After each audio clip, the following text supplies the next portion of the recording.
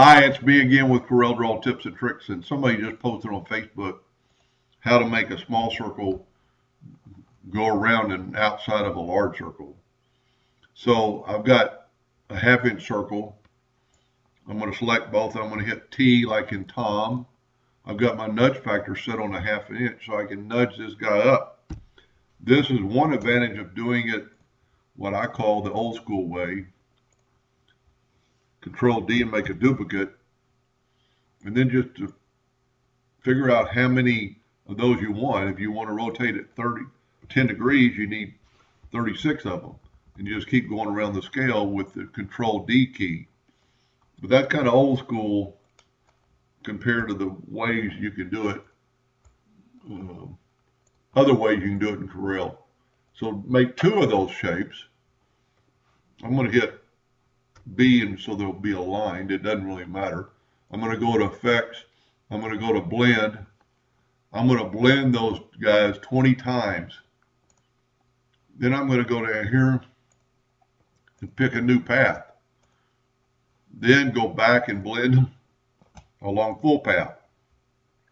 One thing I do like about the blend tool, you can always change it and add like 22 and make them closer together.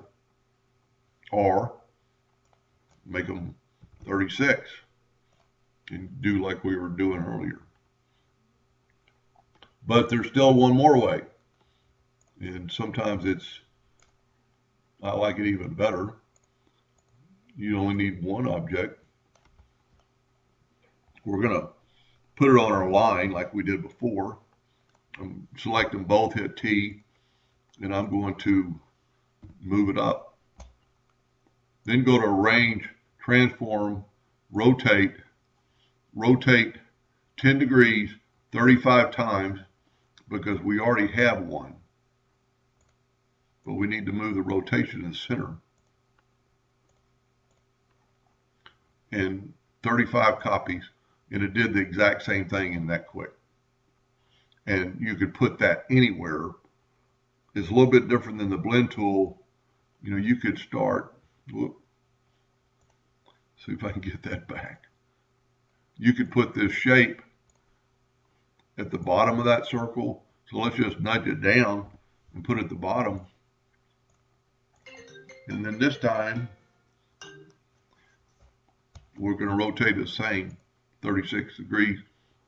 I must have not hit the center. That's why I always put indexing lines.